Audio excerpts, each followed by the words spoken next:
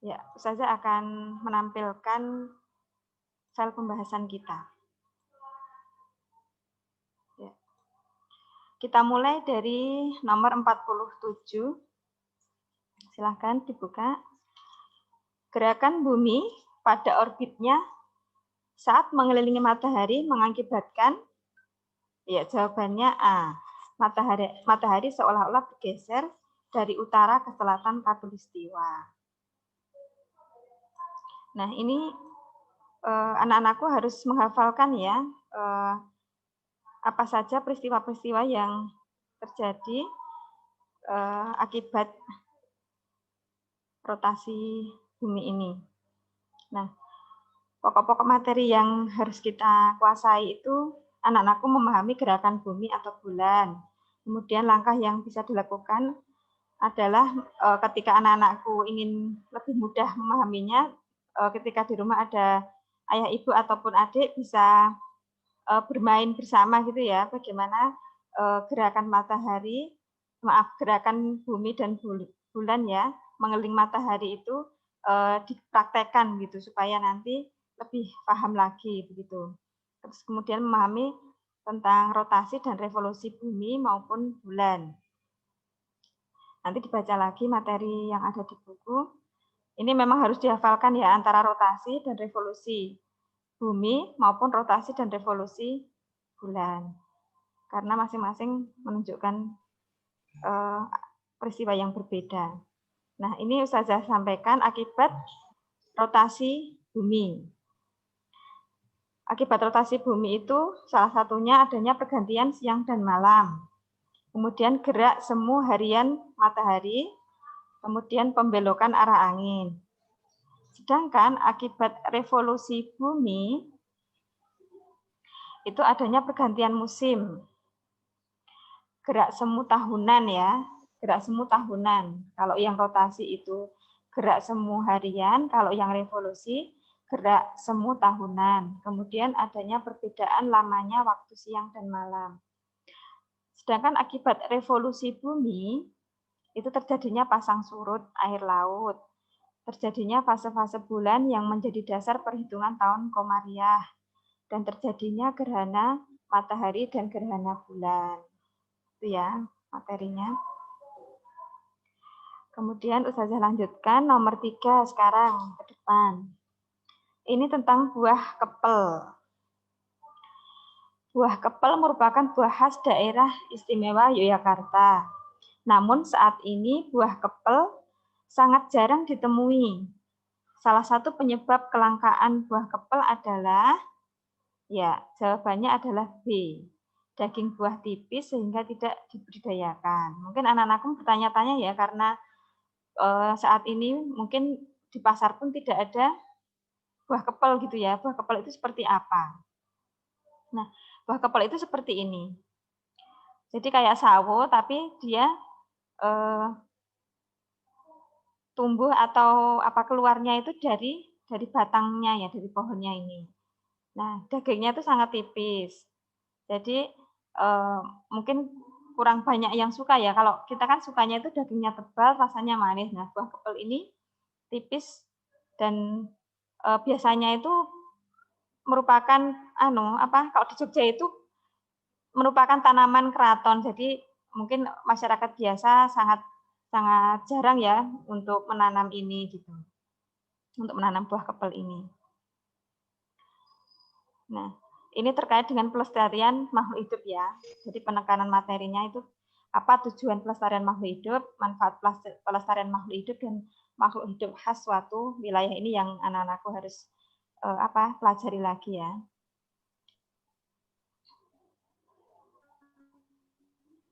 Kemudian selanjutnya soal nomor 13. Ini metamorfosis apa? Ini gambar nyamuk ya.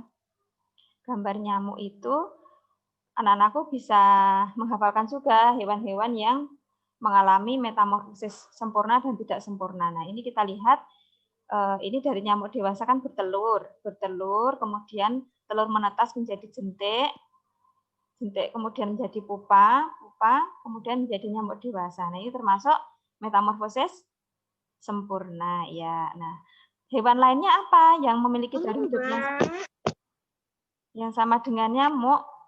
Kira-kira apa? Ya, jawabannya itu D, kunang-kunang dan semut. Kita lihat pembahasannya. Nah, ini yang termasuk metamorfosis tidak sempurna. 3 fase ya. Dari telur, nimfa, imago itu hewannya apa saja? Contohnya hewannya capung. Kemudian kepik. Kepik ini juga tidak sempurna ya. Kemudian rayap. Rayap juga termasuk hewan yang bermetamorfosis tidak sempurna. Dan yang terakhir ini belalang contohnya. Ini yang tidak sempurna. Sedangkan yang sempurna apa saja? Ya, yang sempurna itu ada kumbang, kemudian ada laron, ada lebah, semut. Nah, ini yang kunang-kunang. Kunang-kunang juga termasuk metamorfosis sempurna karena dia melewati fase telur, kemudian larva, pupa, kemudian baru dewasa. 4 fase ya. Ya, ini dihafalkan juga anak-anakku. Kemudian Ustazah lanjutkan. Nomor 5. Nomor 5 ini tanamannya adalah keladi ya. Yang ini keladi. Keladi yang sekarang lagi in itu ya. Baru mahal sekali. Dan ini teratai. Nah, antara keladi dan teratai ini memiliki kesamaan adaptasi yang seperti apa? Walaupun hidupnya tempatnya berbeda ya. Ini di tanah, di kering. Kemudian ini yang berair begitu ya. Kira-kira persamaannya apa? Ya, jawabannya itu D. Tangkai daun berongga untuk saluran udara pernafasan. Karena sama-sama berongga ya. Nah, ini anak-anakku dalam belajar tentang adaptasi ini ya. Adaptasi ini bagaimana makhluk hidup itu pasti memiliki ciri khusus begitu ya. Dan itu akan mempengaruhi fungsi tubuh mereka sendiri ya. Entah itu untuk mempertahankan diri, mencari makan, ataupun untuk berkembang biak. Nah, ini yang perlu kita ingat lagi, fungsi adaptasi ya, fungsi adaptasi yang terkait dengan ciri khusus makhluk hidup itu. Kalau hewan kan yang sering kita pelajari ya unta, kemudian cicak itu ya, yang bisa memikiri, bunglon. Nah, itu anak-anakku belajar lagi. Nah, ini Ustazah tampilkan keladi yang sekarang baru in. Bagus banget ya tanamannya. Nah, ini ciri khusus keladi ini apa? Memiliki daunnya berlapis lilin. Daunnya lebar dan tipis untuk mempercepat penguapan. Kalau ini sama ya, sama juga. Sama dengan teratai. Kemudian tangkainya berongga untuk pernapasan. Nah, tangkainya sama seperti ini, ada rongganya. Sedangkan teratai seperti apa? Juga sama. Daunnya lebar dan tipis untuk mempercepat penguapan. Kemudian akarnya kuat dan panjang sampai dasar kolam agar tidak terbawa arus.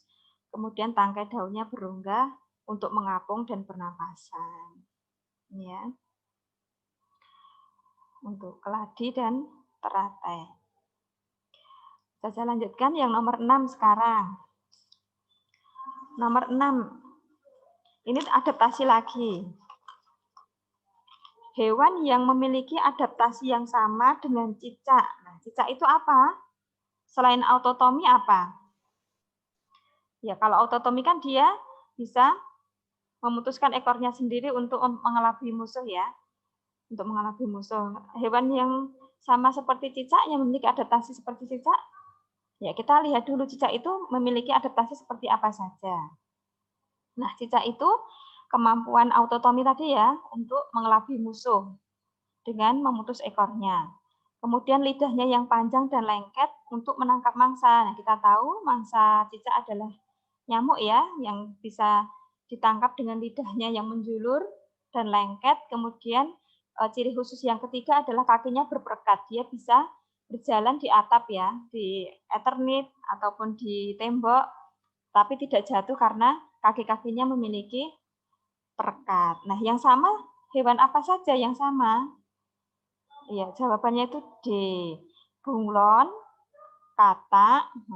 Katak ini apa persamaannya ya? Lidahnya ya, lidahnya bisa menjulur dan lengket. Landak semut juga lidahnya lengket. Kalau yang D apa? Yang C kenapa? Kok salah ya? Karena ada terenggiling. terenggiling ini adaptasinya apa? Dia menggulung ya, menggulung badannya. Jadi salah. Kalau B apa yang salah? Ya ada musang ini ya, musang tidak ada yang sama dengan cicak cara adaptasinya. Kalau A itu ada ini apa? Kelelawar ini ya, kelelawar kan tidak memiliki adaptasi seperti cicak. Ular juga. Nah, yang paling betul adalah D yang sama, memiliki lidah ya, lidah yang bisa menjulur dan lembut. Paham ya anak-anakku ya? Kita harus cermat melihat pilihan jawaban. Kita lihat satu-satu hewannya itu. Kemudian yang nomor 7 sekarang. Ini juga cara perkembangbiakan ya pada tumbuhan. Pasangan yang tepat antara tumbuhan dan cara perkembangbiakannya ditunjuk nomor berapa? Kita lihat.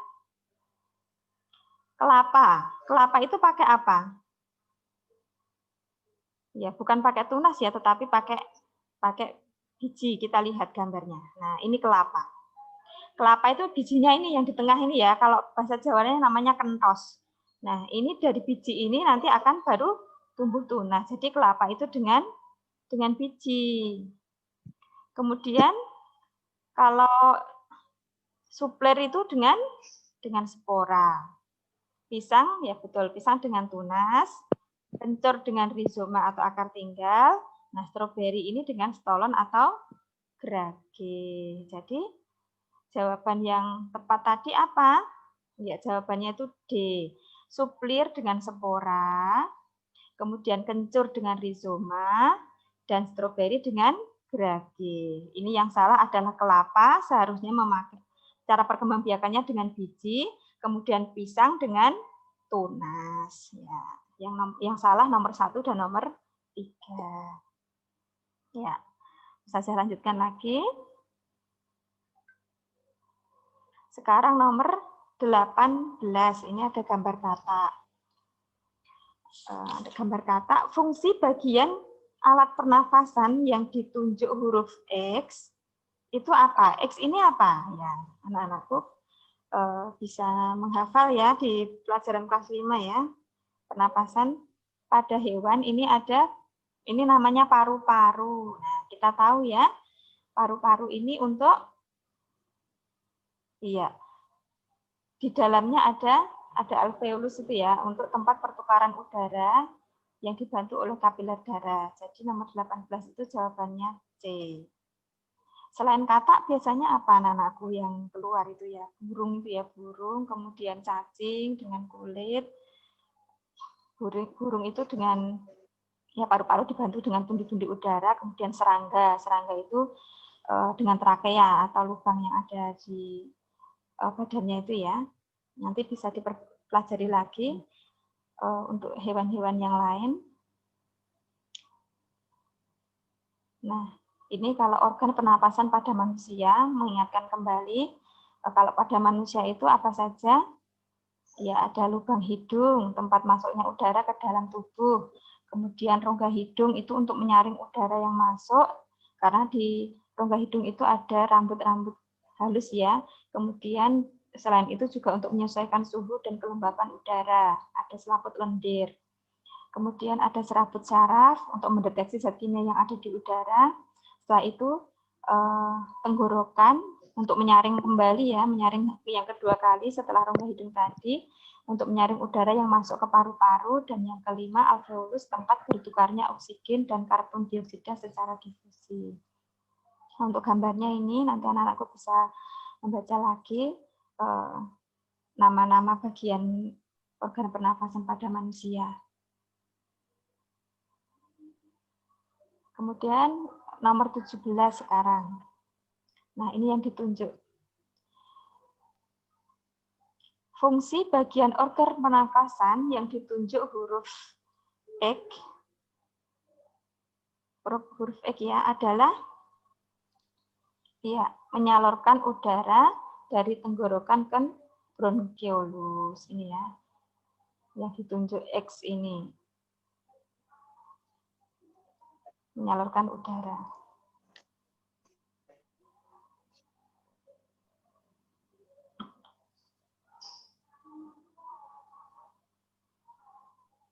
Tadi gambar yang ini tadi ya, yang di sini.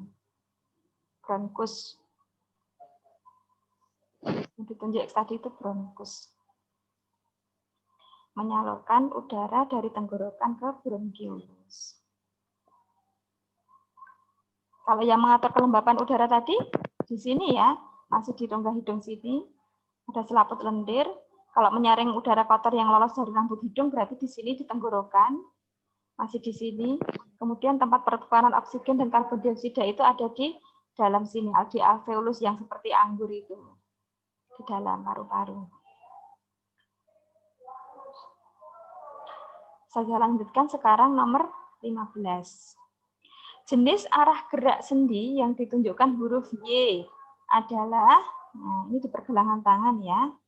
Ya, jawabannya sendi pelana. Karena tangan kita juga digerakkan, jari-jari pergelangan tangan kita kan seperti pintu ya, hanya dua arah. Nah, hanya dua arah ini seperti kuda, pelana kuda juga ya kalau hanya dua arah. Ini namanya sendi pelana. Putus ya? Oh, sinyalnya di sekolah usah share lagi ya, yang tadi. Maaf, wifi-nya. Ya, saya lanjutkan ini. Nama-nama sendi ya, sendi peluru. Nah, sendi peluru itu ada di ini bahu kita ya, bahu. Kemudian sendi pelana tadi yang ada di sini, di ibu jari juga. Kemudian sendi yang kaku, ini ada di ini ya, leher bawah sini. Kemudian sendi geser itu tulang belakang kita, ini di pinggang gitu ya, tulang pinggang. Nah, sendi putar ini di kepala, di antara tengkorak dan leher kita. Nah, ini anak-anakku menghafalkan juga.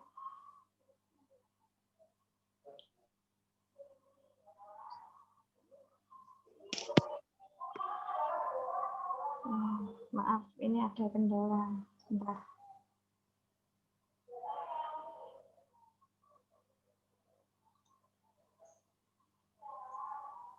Ada macet slide-nya.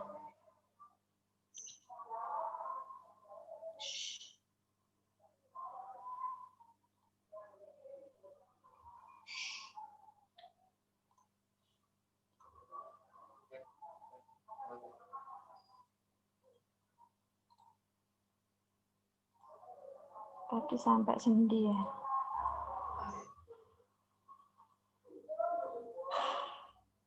Tadi sampai sini, kemudian ini untuk arah gerak sendinya. Arah gerak sendi engsel itu arahnya ke satu arah. Kemudian arah gerak sendi peluru ini ke semua arah. Sendi pelana arah geraknya ke dua arah. Kemudian untuk arah gerak sendi gesernya, ujung tulang yang satu menggeser ujung tulang yang lain.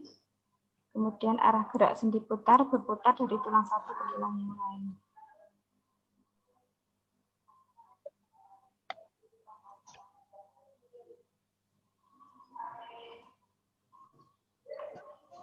Saya lanjutkan lagi untuk yang nomor 19. Ini pencernaan ya. Ini yang ditunjuk R. Fungsi organ yang ditunjuk huruf R adalah menghasilkan enzim. Ya, ini lambung ya. Jadi kalau anak-anakku mempelajari lagi pencernaan di kelas 5 juga ya. Itu enzim pencernaan dan fungsinya.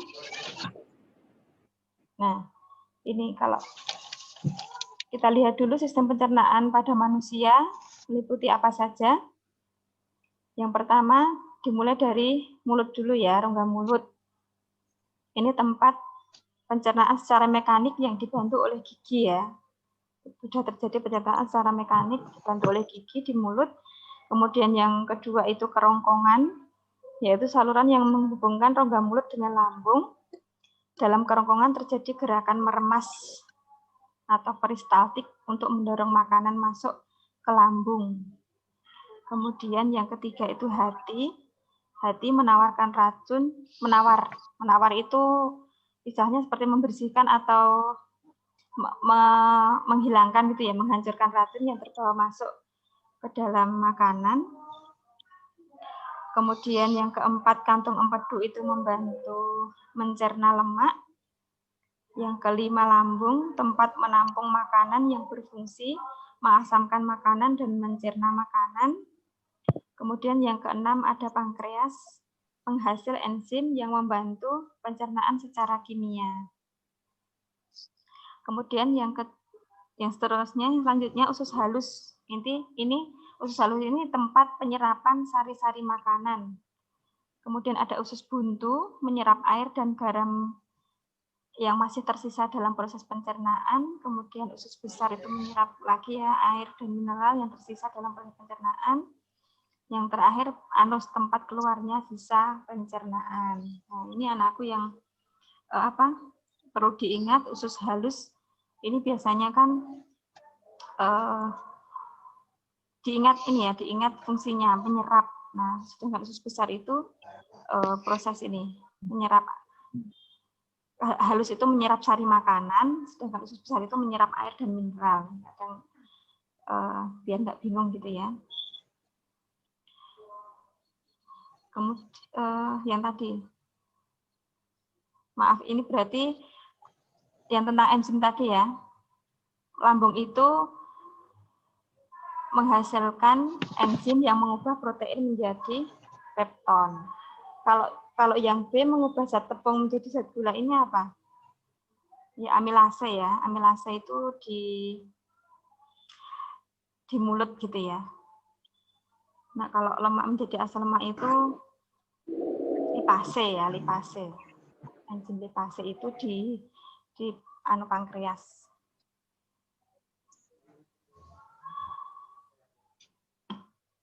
Oke, selanjutnya saya lanjutkan untuk yang nomor 21.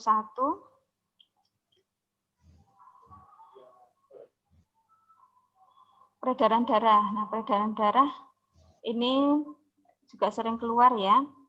Peredaran darah pada manusia ini, anak-anakku bisa nanti ketika ada soal seperti ini dibagi menjadi 4 bagian, digaris, boleh digaris tengah, garis gitu ya, vertikal, digaris di tengah sini, kemudian digaris di tengah sini juga.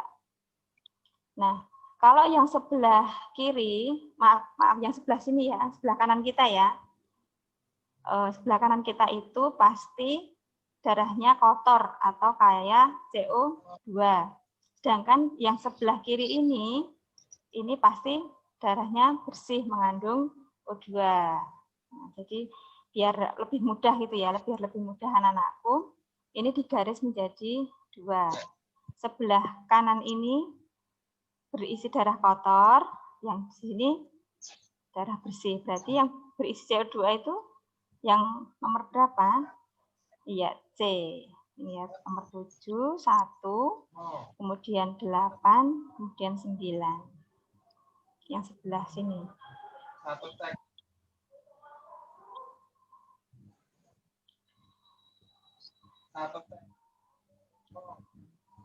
Ya. Kemudian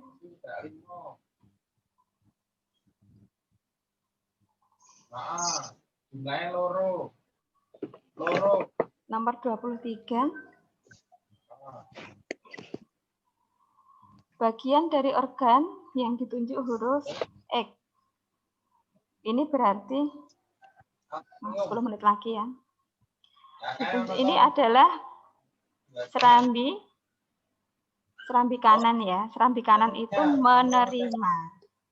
menerima darah kotor. Kalau anak-anakku dapat soal seperti yang kemarin Ustazah sampaikan, ditempelkan di dada. Nah, sebelah kanan itu berarti serambi kanan dan bilik kanan. Yang serambi menerima darah kotor, kemudian yang bilik ini nanti akan memompa darah kotor menuju ke paru-paru. Yang ini adalah serambi kanan, menerima darah kotor dari seluruh tubuh. Jawabannya B. Nah, ini ya sistem peredaran darah pada manusia. Seperti yang saya sampaikan tadi, ini dibagi dua. Yang biru ini sebelah kanan kita berisi darah kotor, serambi kanan, kemudian ini bilik kanan. Yang ini berisi darah bersih, ini serambi kiri dan bilik kiri. Serambi kanan fungsinya untuk menerima darah yang miskin oksigen atau kaya CO2 ya. Darah kotor banyak CO2-nya yang dari seluruh tubuh. Bilik kanan memompa darah kotor itu menuju ke paru-paru. Kemudian di paru-paru kan nanti ada pertukaran ya atau pencucian itu darah, sehingga darah yang kaya CO2 akan mengalami pertukaran CO2 dan oksigen di paru-paru. Dari paru-paru akan darah yang keluar itu kaya dengan oksigen akan diterima oleh serambi kiri. Kemudian dari serambi kiri masuk ke bilik kiri baru dipompa ke seluruh tubuh lagi, begitu ya. Nah, arteri adalah pembuluh yang menyalurkan darah kaya oksigen ya, dari sini dari bilik kiri ini ya, arteri. Kemudian vena menyalurkan darah miskin oksigen dari seluruh tubuh ke jantung, ke serambi kanan ini namanya vena. Yang ini arteri.